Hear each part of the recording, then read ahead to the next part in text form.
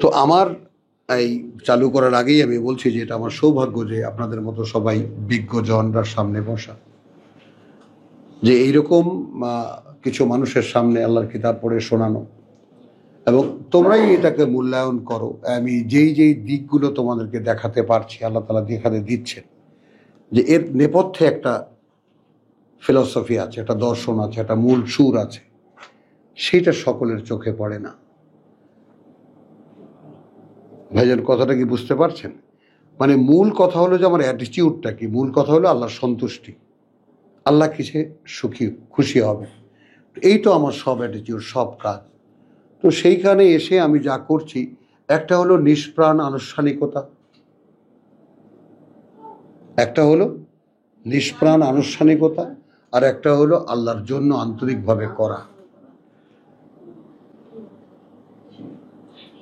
বুঝেছো দাদা ভাই? তো করে তো এসেছো, এখন কতটুকু আন্তরিকভাবে হয়েছে, কতটুকু নিষ্প্রাণ আনুষ্ঠানিকতা হয়েছে বুঝতে পারছো নিশ্চয়ই। চিন্তা করো এটা নিয়ে, দুজনেই তো করেছো তোমরা সদ্য। তো এই ব্যাপারটা হলো যে আনুষ্ঠানিকতার মধ্যে আসলে আনুষ্ঠানিকতা এমন একটা মানে রিচুয়াল যেটাকে বলে আর কি, আনুষ্ঠানিকতা এমন একটা জিনিস, যেমন আমরা এই যে আমরা কোনো মাযহাব মানি না, তবুও এই যে ইমাম আবু হানিফা তিনি বলে গেছেন তোমরা যে নামাজে যে তসবিহ পড়ো, সেটাও প্রত্যেক নামাজে একই তসবিহ যেন না হয়।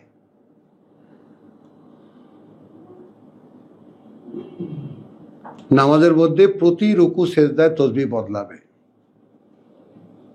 কারণ কথা একটা দ্বিতীয়বার বা তৃতীয়বার মনোটনি একঘেয়েমি হয়ে গেলেই ওটা বোধ হারিয়ে ফেলে। কে কি বুঝছো?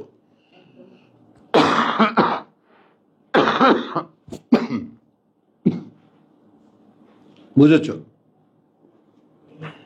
এখন আমরা কি সর্বনাশা চর্চা আমাদের মধ্যে, কোরআন যার কোনো মানে নেই, নামাজ যার কোনো মানে নেই। চিন্তা করো, খেয়াল করো, দেখো, তাকিয়ে দেখো নিজেদের দিকে, তাকে কি করছি আমরা। নামাজ একটা আনুষ্ঠানিকতা, সেখানে কিছু আসনের চর্চা, আর কোনো মানে নেই। ওখানে কিছু মন্ত্র পড়তে হয়, বাস মন্ত্র পড়ে আসো। কার জন্য কি জন্য ওটার দরকার নেই, ও যার সেটা বুঝে নেবে। এই যে আল্লাহকে তুচ্ছ তাচ্ছিল্য করা, অগ্রাহ্য করা,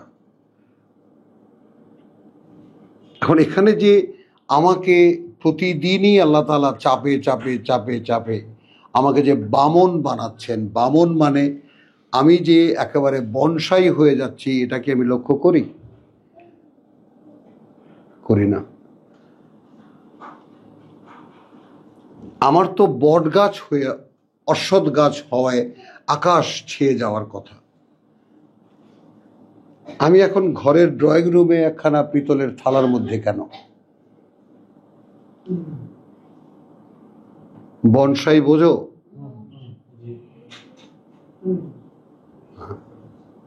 তো এই ইসলাম ধর্মটা আসলে আল্লাহর কিতাবের একটা বনসাই রূপ। তুমি বুঝছো? তুমি বুঝছো? বনসাই চেনো? গাছ, গাছ, বড় বড় গাছ, মনে করো একটা বট গাছ, না বট গাছ, অশ্বত্থ গাছ, কথা বুঝছো? সেগুলোকে খুব ছেটে কেটে ছেটে পালতে পালতে পালতে পালতে একেবারে প্লেটের মধ্যে নিয়ে আসা যায়, টবের মধ্যে নিয়ে আসা যায়। এটাকে একটা বনসাই সিস্টেম বলে, বনসাই, বড় বড় গাছ।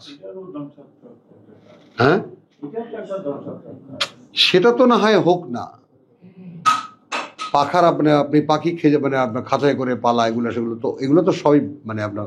কিন্তু আমি বলছি যে এই যে আমি যে জাতে, এখন আমার ভিতরে জাত মানুষের, এটা তো ঠিক আছে, কিন্তু আমি কি কখনো চোখ খুলে দেখেছি আমার আকারটা আসলে কতটা হওয়া উচিত?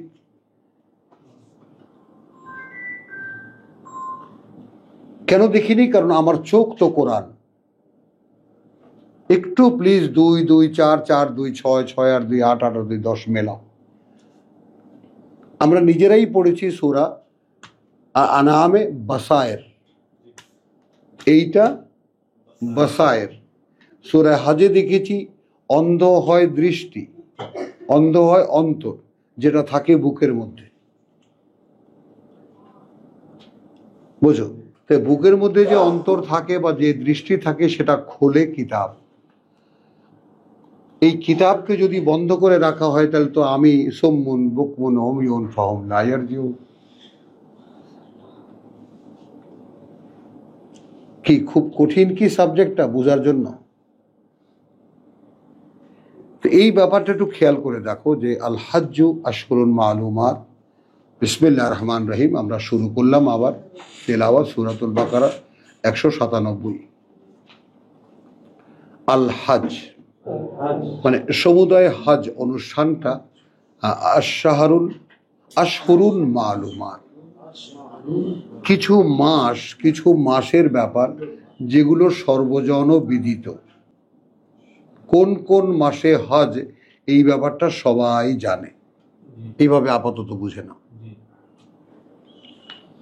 ফামান ফারাদা ফিহিন্না আল হজ,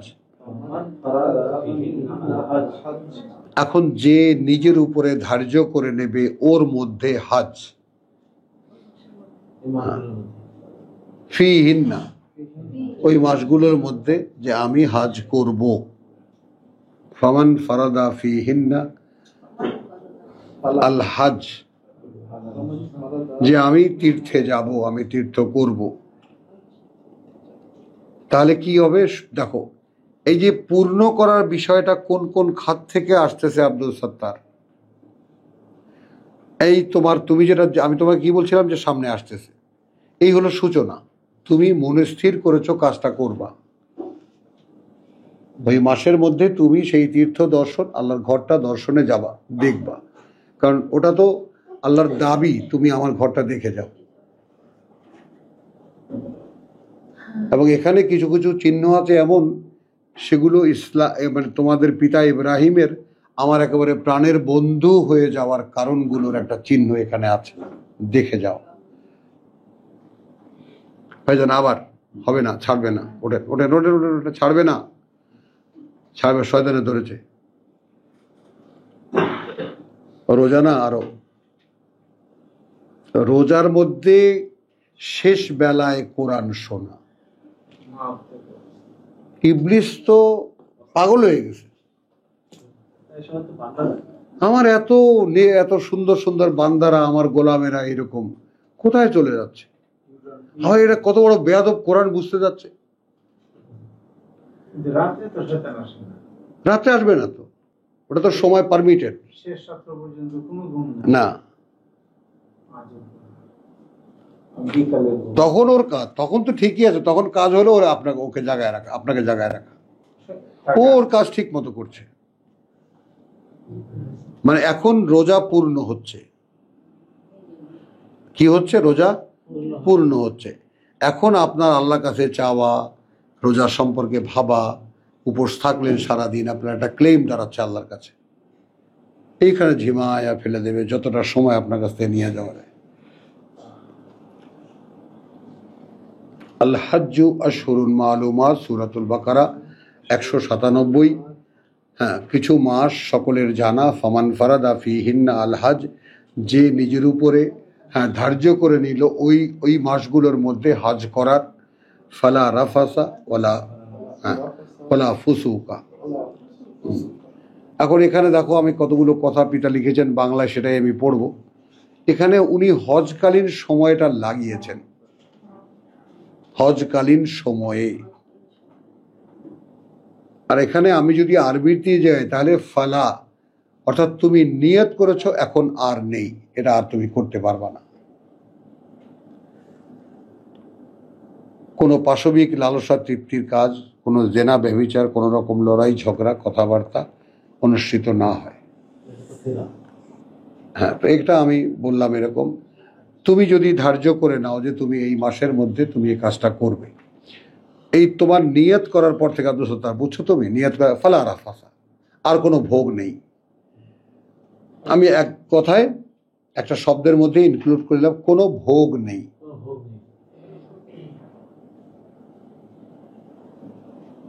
ওয়ালা ফুসুকা, আর না কোনো অবাধ্যতা।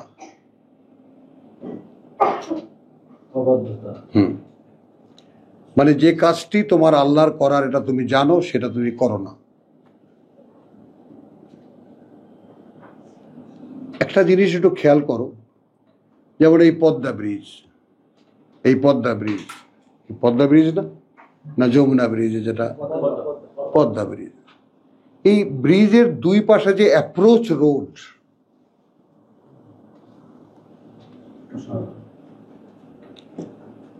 নদী শুরু হয়নি তার আগে বিশাল এক পদ্মা ব্রিজ। খেয়াল করেছো অ্যাপ্রোচিং যে ব্ল্যাঙ্কটা, যে একটা কাজ তুমি করবে তার আগে কি কি করতে হবে। নদী এখনো 6 মাইল দূরে, তো অ্যাপ্রোচ রোড যেটা সেই রকম তুমি যদি নিয়াত করো, তুমি যদি ফিক্স আপ করো যে তুমি হজ করবা, তাহলে ফালা রাফাসা ওয়ালা ফুসুকা, কোনো ভোগ নয়, কোনো অবৈধতা নয়, ওয়ালা জিদালা, কোনো ঝগড়াঝাটি নয়, ফিল হজ, এই হজ এর সময়ের মধ্যে। খেয়াল করো তাহলে তোমার রাফাসা, ফুসুকা ওয়ালা জিদালা, এগুলো আমাদের দৈনন্দিন কাজ। ঝগড়া না হলে সংসার হয় বলো?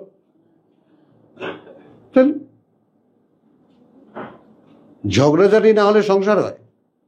তো এই জীবনের হাসতে পারতেছে না কেন?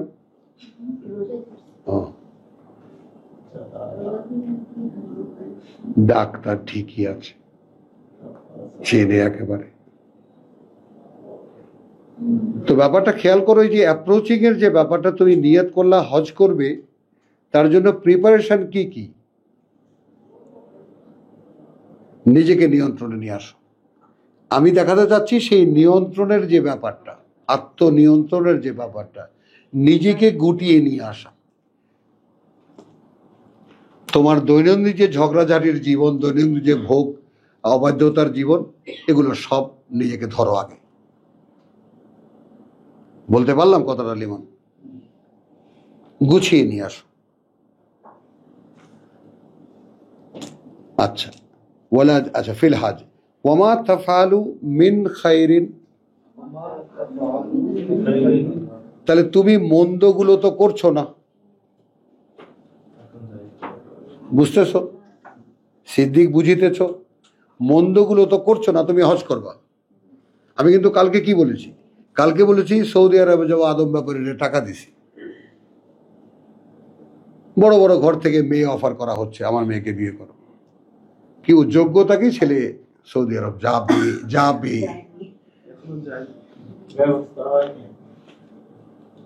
বুঝলে, সৌদি যাবে, দুবাই যাবে, আর সে সারা মহল্লার জামাই। এই খেয়ে তুই নাকি সৌদি আরব যাবি? হ্যাঁ, আমার বাড়িতে একবেলা খেয়ে যাস। আবার দেখে এই দেখো, পরিণতি খুঁজে বার করো কেন তোমরা? তো এই ব্যাপারটা বোঝো যে হজের নিয়ত তুমি করলা, আলগা হয়ে যাও পৃথিবী থেকে। আমি এইটা দেখাচ্ছি, you are on approach road, you are on the way. তো সেগুলোই ফালা রাফাসা ওয়ালা ফুসুকা ওয়ালা জিদালা ফিল হজ। এরপরে ওয়ামা তাফআলু মিন খায়রিন, তাহলে এখন মন্দটা তো তুমি করছো না। কি বলি, মন্দটা তো তুমি করছো না, তাহলে কি করছো? মানে you are an existence that doing all the time, সবসময় তুমি কিছু একটা করার উপরে তোমার বেঁচে থাকা। এই তুমি মানুষ। খলিকাল ইনসানু ফি কাবাদ, মানুষকে ক্রিয়াশীলতার মধ্যেই সৃষ্টি করা হয়েছে। তো he has to do something all along, সবসময় কিছু একটা তাকে করতেই হবে। তো তুমি মন্দটা যখন করছো না, তাহলে কি করছো? এত সোজা? বুঝে নাও ব্যাপারটা। এবং আমি সেই আত্মসংবরণ, আত্মনিয়ন্ত্রণ, সেই ধারা যে চলছে দেখাচ্ছি। তো ওয়ামা তাফআলু মিন খায়রিন ফায়ালামুল্লাহ, কত বড় অফার পাচ্ছ। নিয়ত করেছো হজে যাবে, কোনো মন্দ কাজ করছো না। এখন যে ভালো কাজটুকু করবে বিশেষভাবে আল্লাহ সেটা জানবেন। সুবহানাল্লাহ বিহামদিহি সুবহানাল্লাহিল আযীম।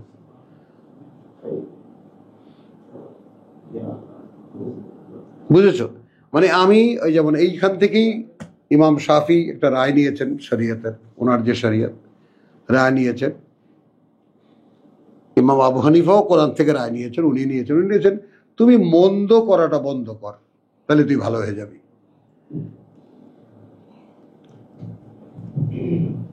শরীয়তের যে চয়েসগুলো, ইমাম আবু হানিফা তুমি ভালো করতে থাকো, মন্দগুলো দূর হয়ে যাবে। ওটা কোরআনের ফর্মুলা, ইন্নাল হাসানাত ইউযহিবনা সাইয়্যাত, ইন্নাল হাসানাত ইউযহিবনা আস-সাইয়্যাত। শুদ্ধ চর্চা অশুদ্ধকে দূর করে দেয়। আর ইমাম শাফি এখান থেকে নিয়েছেন আগে মন্দ বন্ধ কর, তুই এমনিই ভালো হয়ে যাবি। যুবক মানুষ তো, ওরা খাড়া খাড়া কথা, হুজুর রোজা রাখতে পারি না, মরে যা। রোজা রাখতে পারি না, তোর পৃথিবীতে বেঁচে থাকে লাভটা কি? সত্যি কথা। আর ইমাম আবু হানিফার কাছে গেলে রোজা রাখতে পারো না, আচ্ছা আরেকজনকে খাওয়াই দিও। উনিও কোরআন থেকেই বলেছেন। হ্যাঁ, বুঝেছো তো? এই মাযহাবগুলো পড়লে তোমরা যদি দেখতা, অনেক মজার কাণ্ড আছে। তো আলহামদুলিল্লাহ, ওয়া মা তাফআলু মিন খাইরিন ইয়ালামুহুল্লাহ ওয়া তাযাওয়াদু, ওয়া তাযাওয়াদু, পাথেয় সঙ্গে রেখো, পাথেয় সঙ্গে রেখো। মুড়ি চিড়ে কথাটা বলছো, বাতাসা, এগুলো সঙ্গে রেখো। প্রত্যেকটা জিনিস একটু লক্ষ্য করেন, একটু খেয়াল করেন। ফাইন্না খায়রা যাদি তাকওয়া, এটাও বলে দিচ্ছেন। তো যদিও এটা নিশ্চিত যে সর্বোত্তম পাথেয় আল্লাহকে ভয় করা, আত-তাকওয়া। ওয়াত্তাকু ইয়া উলিল আলবাব। হ্যাঁ, অন্য জায়গায় সূরা হাজে আছে যেন হাত পাততে না হয় তোমার, নিজের খাবারের জন্য, নিজের প্রয়োজনের জন্য কারো কাছে হাত পাততে না হয়।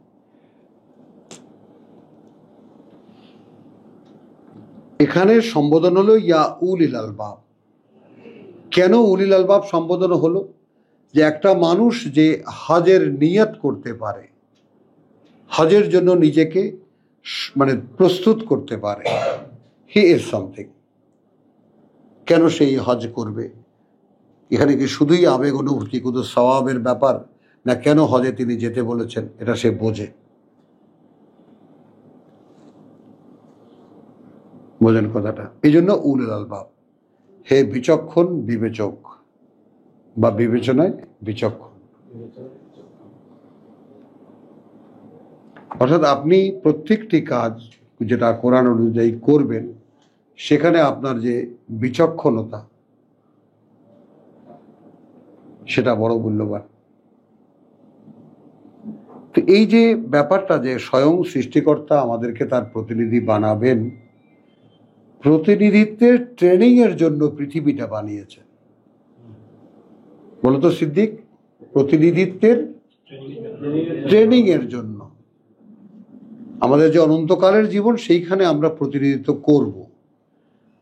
আর এই দুনিয়াটায় সামান্য কিছুক্ষণের যে জীবন, সেটা ট্রেনিং এর জায়গা। আমি আল্লাহর প্রতিনিধি হব। এখন সেখানে এমনভাবে ফিউজ করে দেওয়া হয়েছে যে আমি কে তার পরিচয়টাই আমার জানা নেই। আর কোরআন পয়লাই ইন্ট্রোডিউস করে, ইন্নী জাইলুন ফিল আরদি খলিফা। পিতা আদমের পুত্র আমি। এখন আমি আপনাদের সঙ্গে কন্ট্যাক্ট করতে চাই, কানেক্ট করতে চাই। আমি তো সেই অহং বোধ করতে পারি, আঁচ করতে পারি। আমি যদি এইভাবে ঘুরিয়ে ভাবি, যে আমাকে যে স্বয়ং সৃষ্টিকর্তা যে মানুষটাকে তার খলিফা নিয়োগ করেছেন এই পৃথিবীতে। আমি তো তার পুত্র, বুঝেছ? বুঝেছ? আমি তো তার পুত্র, বংশধর ভংশধর বলবো না, সরাসরি তার পুত্র আমি। তো আমার মধ্যে সেই অহং নাই কেন? আমার পিতাকে আল্লাহ এই পৃথিবীর সব কিছুর নাম শিখিয়েছেন, তা আমি কিছু জানি না কেন?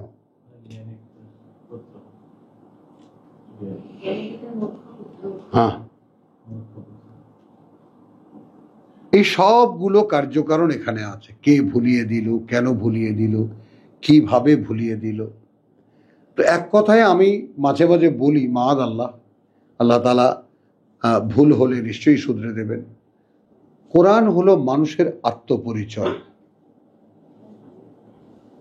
এবং আত্মপরিচয়, তোমার পরিচয় তুমি নিজে নিজেই উদ্ধার করো যে তুমি আসলে কোথাকার কে, এটা তুমি আগে দেখে নাও। তারপর তুমি তোমার করণীয় স্থির করো, কি করবা তুমি।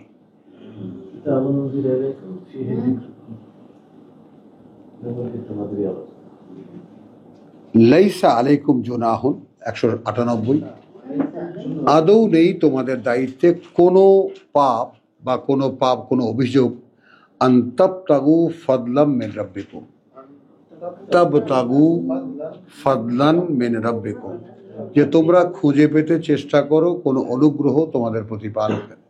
অর্থাৎ এখানে আমাদের এই ড্রাম ফ্যাক্টরি থেকে ঢুকেছ তো, ওইটার ঠিক ওই পাশে টিন দিয়ে ঘেরাও দেওয়া ছিল রিপ্যাট্রিয়েশনের সময়, স্বাধীনতার পরে। এখান থেকে এটাই তো তোমার আমাদের উড়োজাহাজ এখান থেকে ওঠানামা করতো, পান যা যেত, এই পানের ব্যবসা করে কোটি কোটি টাকার মালিক হয়ে গেছে এই মহল্লার বহু ফকিন্নির বাচ্চা। পান, হ্যাঁ, পান, সুপুরি, কাত্থা, জর্দা ইত্যাদি। তো এই পর্যন্ত থাকলো। বিষয়টা হলো, কেউ যদি কারো দেশ থেকে কোনো কিছু নিয়ে আসে দুটো পয়সা উপার্জনের জন্য, সেটা দোষ না, দোষ ধরা হবে না তাতে।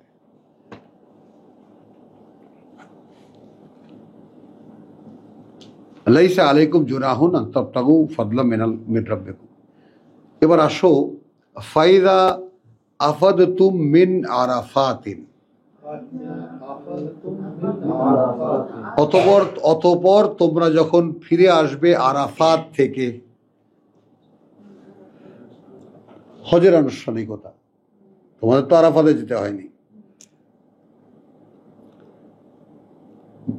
ফাযকুরুল্লাহ ইনদাল মাশআরিল হারাম, এটা হজের আনুষ্ঠানিকতার একটা জটিল অবস্থা, যে তোমরা যখন আরাফাত থেকে ফিরবে, এটা সূরা হজে আরো ডিটেল আছে বা আরো অন্যান্য, কথাটা বুঝছো? এখানে সংক্ষেপে যে ব্যাপারটা বলা হচ্ছে সেটা নাও। অতঃপর যখন তোমরা আরাফাত থেকে ফিরে আসবে, ইনদাল মাশআরিল হারাম, এটা যেহেতু একটা নাম দিয়ে দেওয়া হয়েছে মুজদালিফা, এই জন্য আমরা এইটার ভেদটা কেউ স্মরণ করতে চাই না। খেয়াল করো, হজের স্রোত চলেছে আরাফাতের দিকে, হাজিরা এসে মিনায় আশ্রয় নিল, তাবু টাবু খাটিয়ে থাকলো। হজের দিন, কথা বুঝছো, 9 জিলহজ, সকলে যাচ্ছে আরাফাতে। একই জায়গায় সকল মানুষ উপস্থিত হচ্ছে, সেখানে শুধুই ধ্বনি আল্লাহু আকবার, লাব্বাইক আল্লাহুম্মা লাব্বাইক, প্রভু আমি এসেছি। অর্থাৎ যেদিন আবার সকলে তার সামনে দাঁড়াবে, যেটাকে আমরা কিয়ামতের দিন বলি, তার একটা ছোট্ট রিহার্সাল,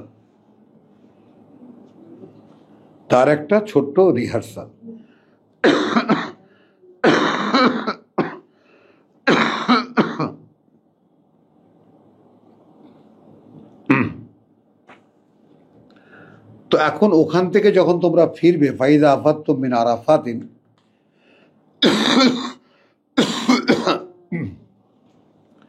ফাযকুরু আল্লাহ ইনদাল মাশআরিল হারাম।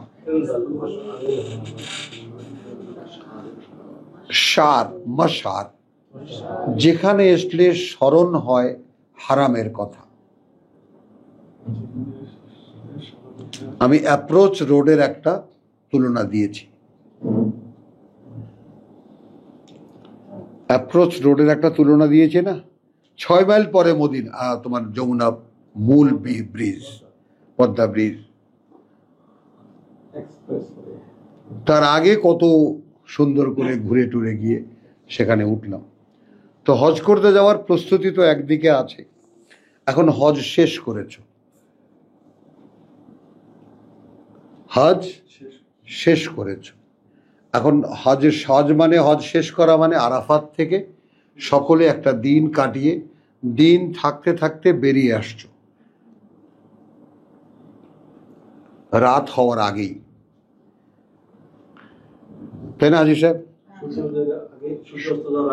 আগেই ওখান থেকে বেরিয়ে আসতে। তো আসলেন কোথায়? কাছে মাশআরিল হারাম। করবেন কি? ফাযকুরু আল্লাহ। শব্দগুলো দেখে নাও। ফাইজা আফাদতুম,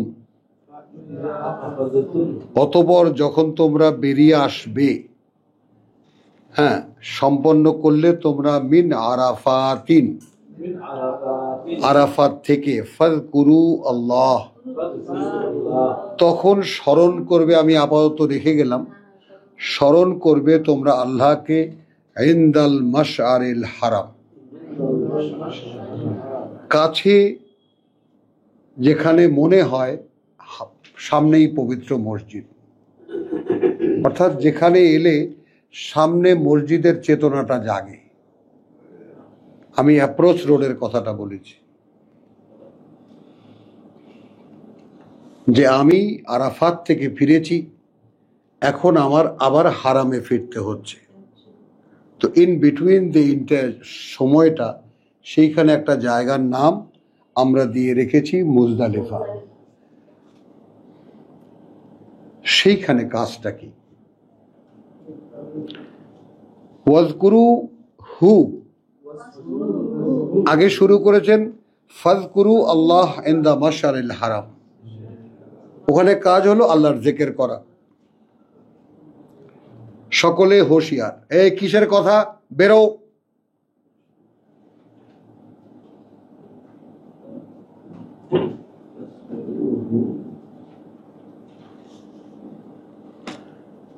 ফাযকুরু আল্লাহ ইনদাল মাশআরিল হারাম,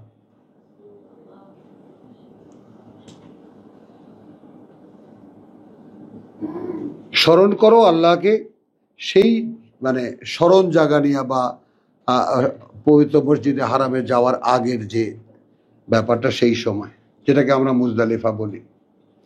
মুজদালিফা কোরআনী শব্দ নয়, এটা বুঝে নাও, মাশআরিল হারাম। ওয়াজকুরুহু কামা হাদাকুম, তো স্মরণ করো তাকে, স্মরণ করবে তাকে সেইভাবে যেইভাবে তিনি তোমাদেরকে দেখিয়ে দিলেন। এবার জিকির হলো।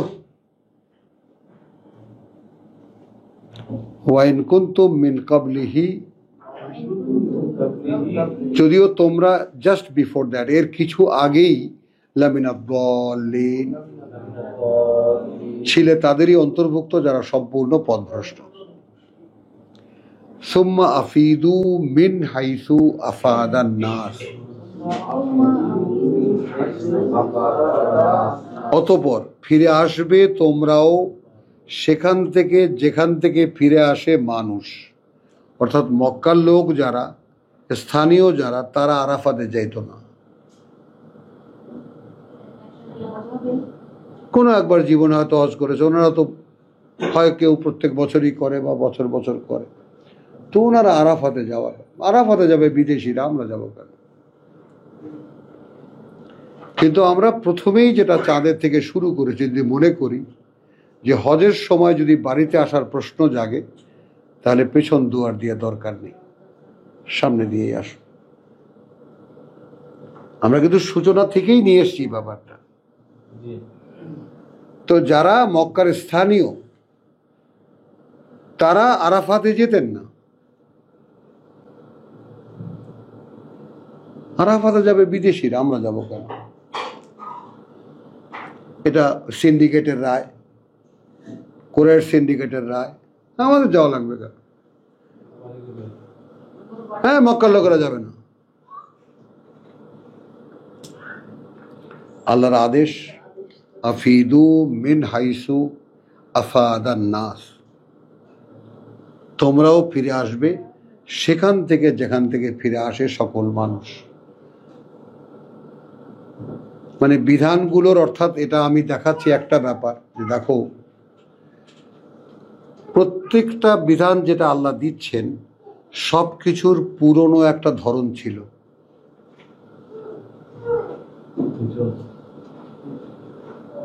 বুঝতেছ? সংস্কার, সিরাজ ভাই নিচ্ছেন ব্যাপারটা, পুরনো একটা এস্টাবলিশমেন্ট ছিল কাবাকে ঘিরে, সেইখানে সংশোধনী আসছে। হ্যাঁ, তো সংস্কারটা কিভাবে করছে সেটা একটু দেখো। এই আদেশের কি দরকার ছিল যে যেখান থেকে লোকেরা সবাই ফিরে আসে তোমরাও সেখান থেকে ফিরে আসবে? তার মানে বোঝাই যাচ্ছে এটা যেত না। তাহলে হজ তো একটা রাউন্ড আপ, এখান থেকে ওখানে, ওখান থেকে ওখানে, ওখান থেকে ওখানে, ওখান থেকে ওখানে, তারপর আবার হারামে ফিরে আসে।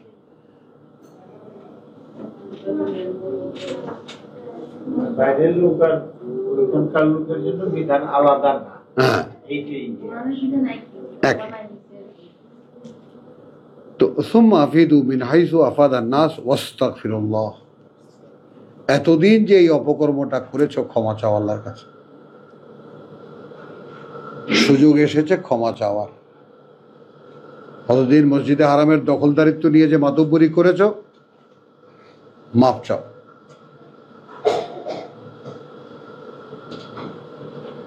ইন্নাল্লাহ গফুরুর রহিম, আল্লাহ তাআলা অত্যন্ত, নিঃসন্দেহে আল্লাহ অত্যন্ত ক্ষমাপরায়ণ, দয়ালু।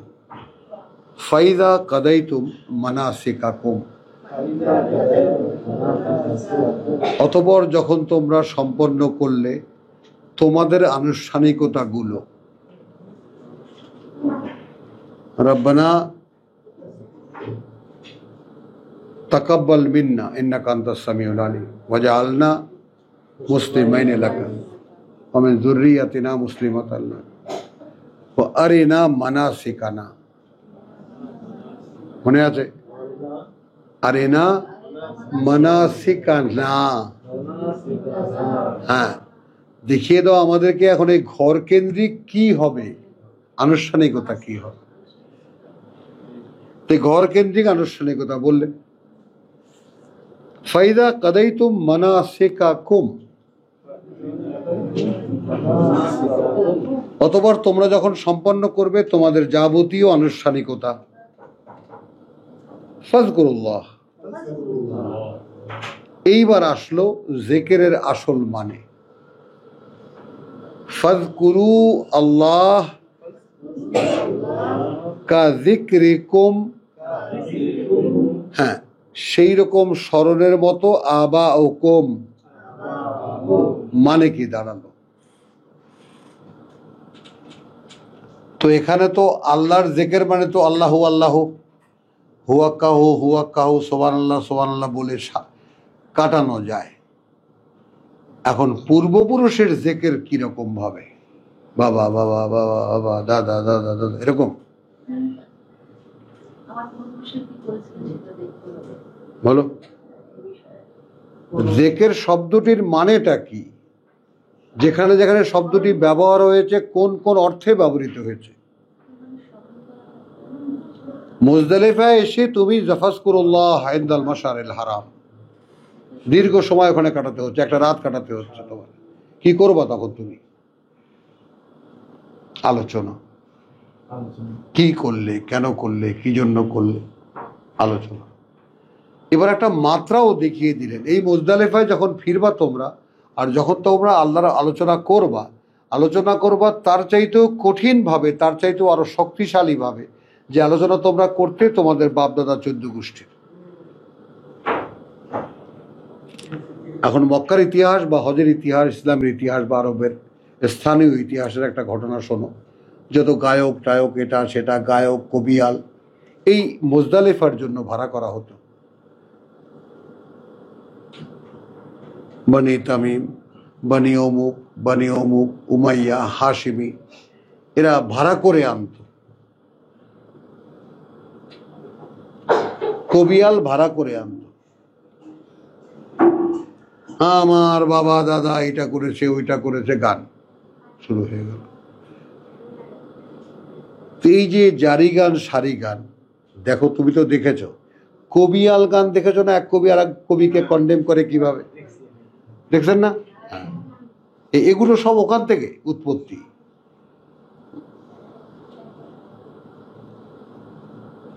কারণ মূল মূর্তি পূজার যে হিন্দুরা বলে, খারাপ বলে না, ওটা আমাদের আদি মন্দির, তো ঠিকই বলে বেটারা, তাই না? তোমরা আমাদের মন্দির দখল করেছো মিয়া। হ্যাঁ, কারণ তোমরা যাকে ইব্রাহিম বলো সে তো আমাদের ব্রহ্মা, সে তো আমাদের ব্রহ্মা, ব্রহ্মার হাতে তৈরি ওই ঘর যেখানে তিনি মূর্তি স্থাপন করেছিলেন। হ্যাঁ, তোমরা আমাদের আমাদের মন্দির দখল করেছো, এই জন্য সব মসজিদ ভাঙো, মন্দির বানাও, বাবরি মসজিদ ভাঙো, দুবাইতে গিয়ে আরবে আগে মূর্তি বানাও, রাম মন্দির বানাও। তো ফাইদা কাদাইতুম মানাসিকাকুম ফাযকুরুল্লাহ কা যিকরিকুম আবাকুম আও আশাদ্দু যিকরা, অথবা আরো কার্যকর স্মরণ, আরো কার্যকর আলোচনা। মানে ব্যাপারটা কিরকম, এই যে আমি যে আব্দুল কাইয়ুমকে নিষেধ করেছি সকালের ক্লাসটা, কেন যে আমরা এই রাতে 4 ঘন্টায় কি পড়লাম এইটা স্মরণ করতে চেষ্টা করা, এইটা নিয়ে টুকটাক কথাবার্তা বলাটাই হলো মেইন কাজ। কি পড়লাম আমরা, যাক ঘুমিয়ে যেতে যেতে যতটুকু ওই যেটা পড়েছি সেটা নিয়ে মনে করার চেষ্টা করা। আর না হলে ওটা স্মৃতির ক্ষেত্রে কি হয়, স্মৃতির আড়ালে চলে যায়, নতুন চ্যাপ্টার যখন ঢুকে যায় ওই ফাইল তুমি আর খুলতে পারবা না। হ্যাঁ, বাস আলহামদুলিল্লাহ। এই তাহলে এখন মুজদালিফায় এসে তোমরা তোমাদের বাপদাদা 14 পুরুষের যে সমস্ত গুণ কীর্তন করতে, তার চাইতেও কার্যকর গুণ কীর্তন করবে আল্লাহ। মানে তোমরা যে একটা নতুন বিধান পাচ্ছ, আগের জীবন ছেড়ে নতুনভাবে নিজেদেরকে গড়ে তোলার একটা ব্যাপার পাচ্ছ, এই বিষয়টা কিন্তু অনেকখানি আলোচনা পর্যালোচনার ব্যাপার। আমরা কোথায় ছিলাম, এখন কিতে নিজে, এখনকার আমাদের অবস্থাটা দেখো। এখন আমরা একটা প্রতিষ্ঠিত ইসলামী সমাজের সদস্য, একটা প্রতিষ্ঠিত ধর্মের সদস্য, কিনা বলেন? যার মসজিদ আছে, মাদ্রাসা আছে, হজ আছে, নামাজ আছে, সব আছে, সব আনুষ্ঠানিকতা সহকারে। এখন সেখানে আপনি আল্লাহর কিতাব অনুশীলন করতে যাচ্ছেন, এ অনেক বড় দ্রোহ, অনেক বড় বিদ্রোহ, অনেক বড় ধর্মীয় সীমা লঙ্ঘন। হ্যাঁ, ওই যে তুমি গোমরা হয়ে যাওয়া, কোরআন পড়লে মানে কি? আমাদের পথ থেকে গুম হয়ে যাওয়া।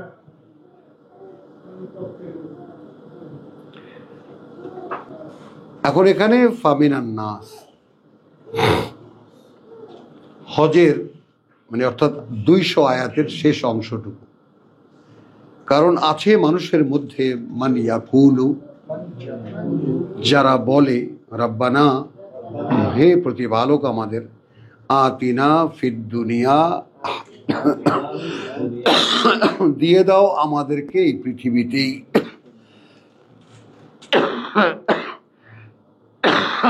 বোঝেন। যারা হজ করতে গেছে তারা হজে গিয়ে এই নিশ্চিত প্রার্থনা নিয়ে গেছে, মনোভাব নিয়ে গেছে, এখানে আল্লাহর কাছে যা চাইবো তাই পাবো। সেইখানে গিয়ে দুনিয়াটা চায়।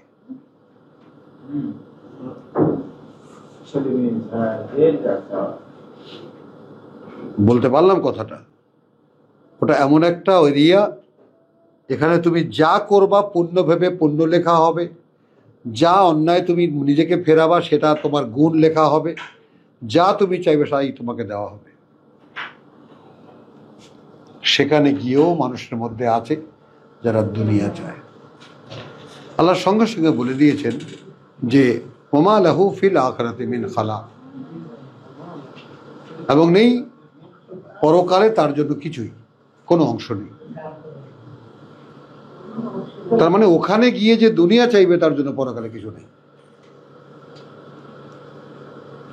সেই বিখ্যাত 201 ফামিনহুম, আছে তাদের মধ্যে মান ইয়াকুলু, যারা বলে রব্বানা, হে প্রতিপালক আমাদের, আতিনা ফিদ দুনিয়া, দান করো আমাদেরকে এই পৃথিবীতে, হাসানাতান, এমন একটা সুন্দর জীবন। জীবনটা বাড়তি লাগালাম আমি, হাসানাতান, এমন এক সুন্দর জীবন, ওয়া ফিল আখিরাতে হাসানাতান,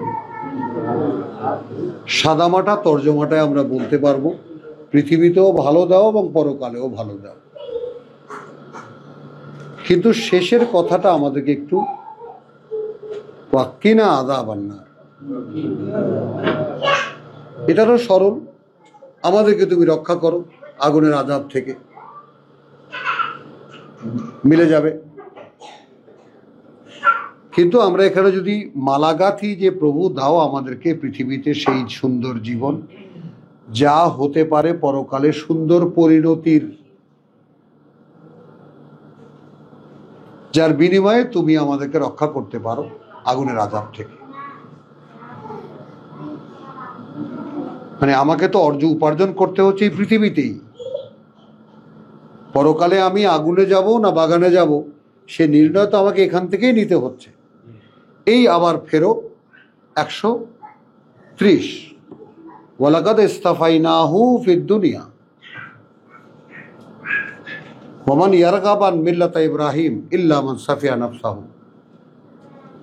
ইব্রাহিমের জীবন নীতি থেকে মুখ ফেরাবে কে, অগ্রাহ্য করবে কে? করবে সে যে নিজেকে নিজে মূর্খ বানাবে।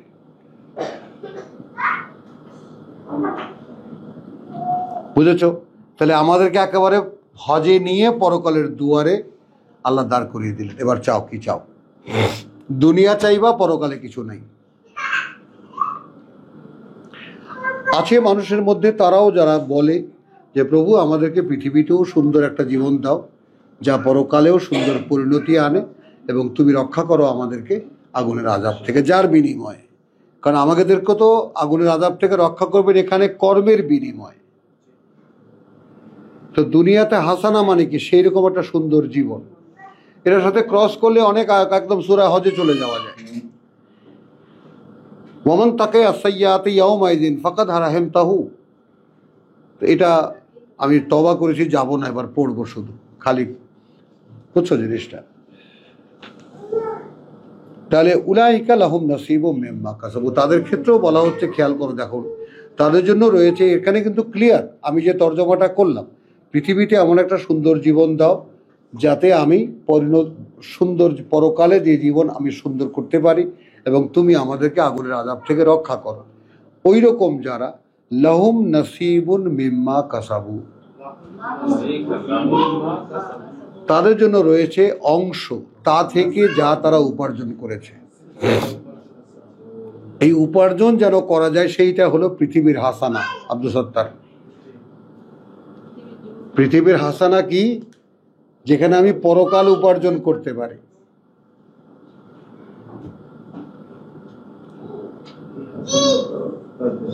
হ্যাঁ,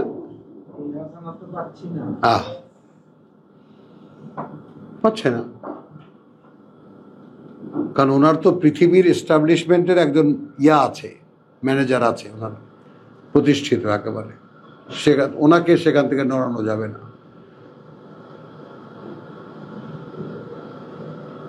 উলাইকা লাহুম নাসিবুম মিম্মা কাসাবু ওয়াল্লাহু সারিউল হিসাব, এবং আল্লাহ সারিউল হিসাব, একটা বাংলা শব্দ উচ্চারণ করো, ক্ষিপ্রতর হিসেবের ক্ষেত্রে।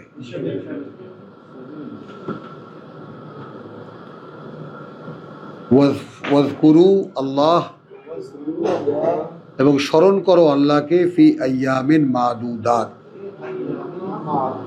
হ্যাঁ নির্দিষ্ট সেই কয়টি দিনে। ফামান তাআজ্জালা ফি ইয়াউমাইনি,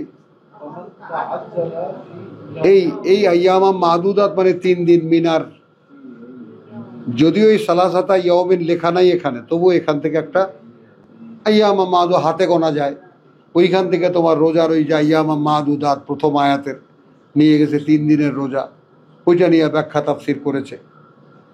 তো এখন আইয়ামা মাদুদাত এই হাতে গোনা দিনগুলোর মধ্যে, ফামান তাআজ্জালা ফি ইয়াউমাইনি, এখন যে তাড়াতাড়ি করবে 2 দিনে, অর্থাৎ মিনার ডিউটি 3 দিনের 2 দিনে যদি কেউ সম্পন্ন করতে চায়,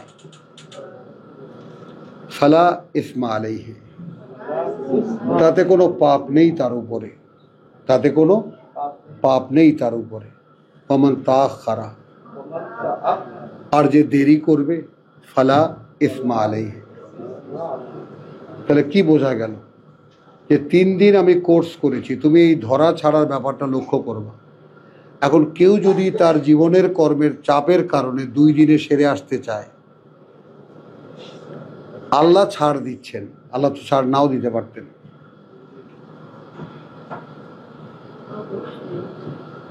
তোমাদের কাজের কারণে, কথাটা বুঝছো? এখন তুমি মনে করো সেই চাপ অনুভব করছো না, 3 দিন আছো, তাতে কোনো পাপ নেই। তাহলে দাঁড়ালো কি শেষ পর্যন্ত আসলে মিনায় অবস্থান আসলে 2 দিন, 2 দিন। ওয়ামান তাআখারা ফালা ইসমা আলাইহি, আর যে দেরি করলো তাতে তার কোনো পাপ নেই। লিমান ইত্তাকা, তার জন্য যে আল্লাহর অসন্তুষ্টিকে ভয় করে, মুত্তাকি যে। ওয়াত্তাকুল্লাহ, ভয় করো আল্লাহকে, ওয়ালামু, এবং জেনে রাখো, আন্নাকুম ইলাইহি তুহশারুন, যে তোমরা কিন্তু তার সামনে গিয়েই জড়ো করা হচ্ছে। ওয়া মিনান নাস মান ইউজিবুকা, এটা নতুন চ্যাপ্টার আলহামদুলিল্লাহ। তো আমরা এখানে শেষ করি, 203-এ শেষ করি। ওয়া মা আলাইনা ইল্লাল বালাগ ওয়া মা তাওফীকি ইল্লা বিল্লাহ।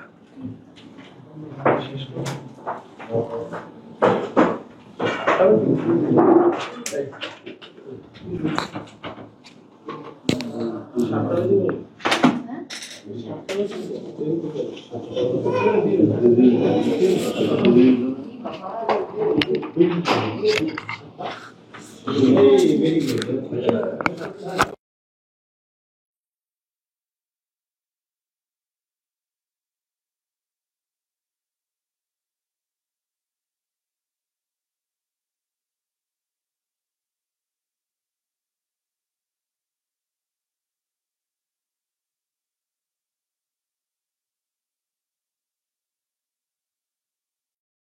ওরে ধরে একটা আছাড় দাও, কে আছে ওখানে?